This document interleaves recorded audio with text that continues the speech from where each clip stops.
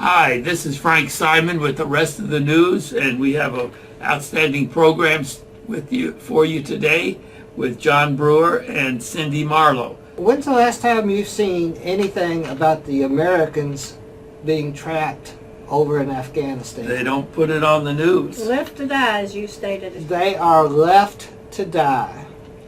And not only that, but we're also talking about thousands of other interpreters and people who've helped Save our Americans. save our troops. Yeah. People who have a right to be here because we've given them a right to be here.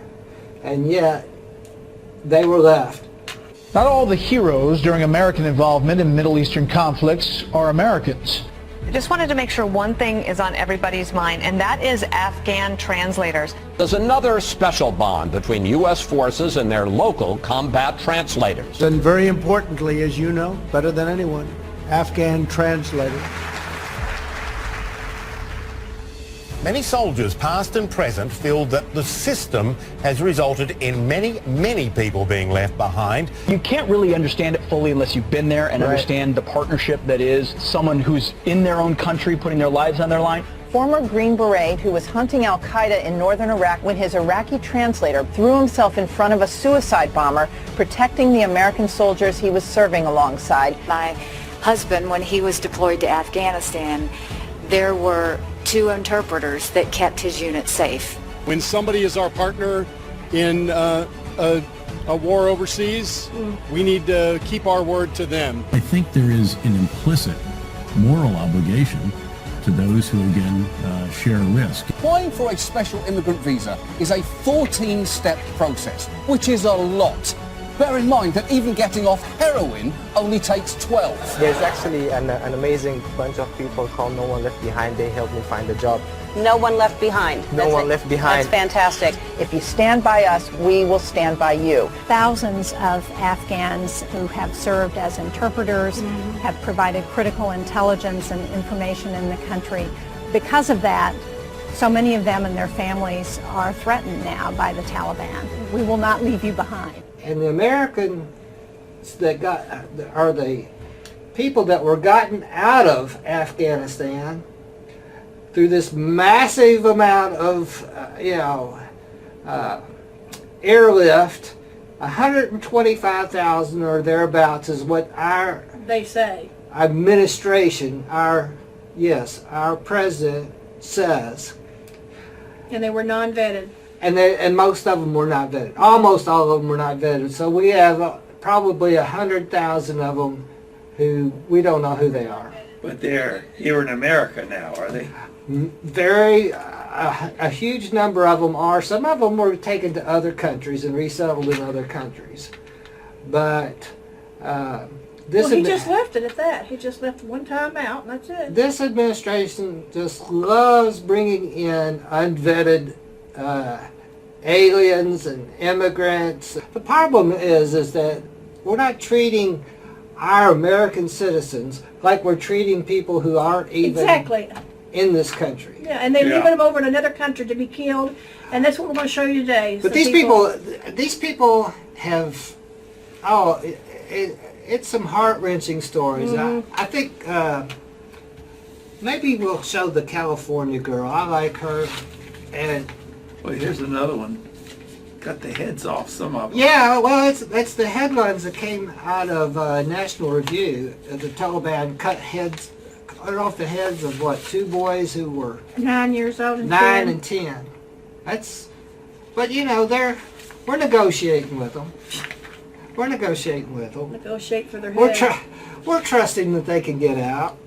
This girl here. She's from California, and she initially tried to get out, and this is her experience. Yeah, it's amazing. Let's watch days where, I think to myself, am I going to make it home? Am I going to end up living here? Am I going to end up dying here? What's going to happen? 25-year-old California native Nasria came to the Afghan capital in June to visit family and marry her longtime boyfriend. She and her new husband fled to the airport after the Taliban took control. but they never made it in. It was so hard to just get on a flight. There was a couple of days where we had to sleep on streets. People were literally stepping over people. That's how bad it was. After her booked flight home was canceled amid the chaos, she reached out to the State Department for help. They told us, go to a certain location, you will be picked up. And this is from the State Department. You will get picked up. Go there. And it was in the middle of the road across the airport. So we went there, waited an extra 12 to 13 hours with no food, no water, nothing. She'd wave her passport. They won't let us go. They're gassing us back there too. But day and night, the Taliban kept blocking her. I got gun pointed to my head. Our troops were literally at the gate, just waiting for us to continue walking. And they had blocked us. And there was a time where I went past them and I started walking as fast as I can. And they started shooting right by my leg and told me to come back or they would shoot me. Oh my God. That's how it was. And I've never in my life have ever been experienced anything like this. It was like a movie scene. It was like literally a movie scene. She says her husband, an Afghan national, even begged the Taliban to let her in the airport without him, but she refused to leave him. I was not going to leave without my husband because I knew in my heart I was never going to, step a foot back in Afghanistan once I go home. And I'm pregnant, and definitely my child is going to need a father. I'm going to need a husband by my side. Now that the U.S. military is gone, Nasria says the Taliban are hunting Americans. And apparently they're going door to door from now, trying to see, if anybody has a blue passport. The State Department has told her to stay put and they will find a way to get her out. But she gets more discouraged with each passing day. I don't even think I'm going to be able to go home. I definitely lost up hope. If I was only 15 steps away from the airport and I was told people are going to come out of the airport to get me, so what hope am I supposed to have now? Carla Babb, VOA News, the Pentagon. Pitiful and dishonorable.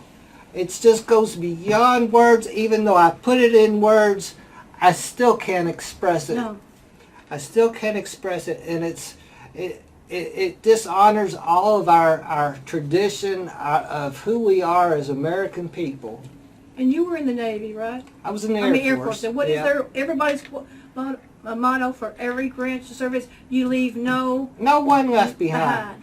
No one. And that's what. Not even somebody who has been killed.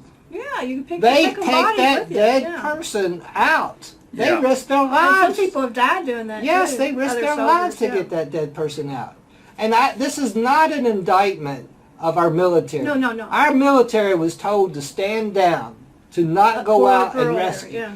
In fact, we talked about this earlier, called the Pineapple Express. Yes. It was a special operation of civilians, former military, and they went and put together in a matter of just very, very few short days. And that was right after it happened. I remember it happened. I didn't know it was called Pineapple. They were still there. Yeah. Our military was still there. They were risking their lives by going out amongst the Taliban and coordinating all this stuff. And they ended up rescuing 600, I think it was 630. Yeah, that's what you told me. Yeah. 630. Yeah. 630 or so people. And, I know the British went out. Yeah. I believe maybe the Australians went There were out. several countries. Several that got all their countries went people out and back, got their own people, but we were told stand down. I mean, we've got 4 or 5 organizations that are private groups that are still working to this day. And part of the need is that right now there's no easy way in. You can't just fly in and fly out. You definitely can't use the airport. I mean, they're not going to welcome you to come in and grab a bunch of people. But, special ops, they can do a lot of things. So we don't know what they might be able to do, but you know, some of the countries that surround Afghanistan, our State Department, as we talked earlier, our State Department has not provided the ease of access for those people who want to escape. In other words, they put up roadblocks in terms of being able to identify themselves. We're not going to do this hard work of actually physically going over there and flying the planes and doing all that kind of stuff. But if we can help, you know, you our audience, get in touch with these organizations. Right. That's worth it. To me, what they did when I first heard about it, after this first debacle happened, I just found that was, to me, it's really sad that we had to do that. That's what I'm saying. They had to go to a point. They had to go counter around the government and do what the government should have done for the American citizens that were trapped there. I find that it's both sad and it's amazing to me. But as far as the Americans who are taking it, some of these people that I read about or whatever, and we don't have time to discuss, they're putting up their homes and stuff. They are giving it all in order to, and not only that, they're going through another round of post-traumatic stress and everything because this is personal for them. Some of them are retired military. Yeah. And then also some of the people are given, like using their own planes, their own fuel, their own money. And think about that. I mean, that's even though we don't own anything like that, they acquired such wealth. They're giving that to use to help bring people back. Yet our own tax-paying money is not being used to do what they should have. It's just a failure. A horrible failure of the administration. Here it says, Biden and his people continue to be a major hindrance as far as trying to get people out. Yeah. The fact that they keep throwing up one thing after another just so that hopefully everybody will forget. Yeah, they want you to forget. I think that's so too, Dr. Assam. I think they want...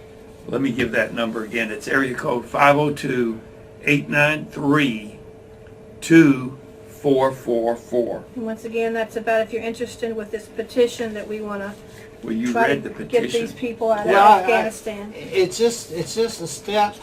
There's other steps. We can, you know, if you use your imagination, I see this as a possible way. We can put it out on Facebook. We can do this. There's just all kind.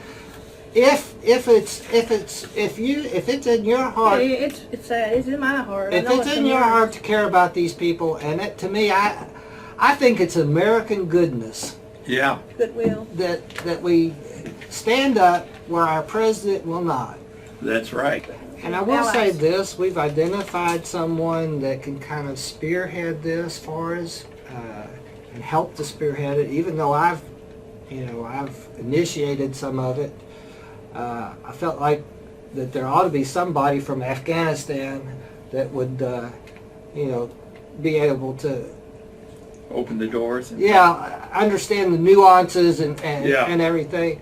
So the time is a critical issue. And time is a critical issue. I wanted to throw kudos to Afghanistan. He's a retired Afghanistan Sergeant Major Chris Henning. Here we are, human beings. We need to rescue our own American. Yeah. And those who helped us.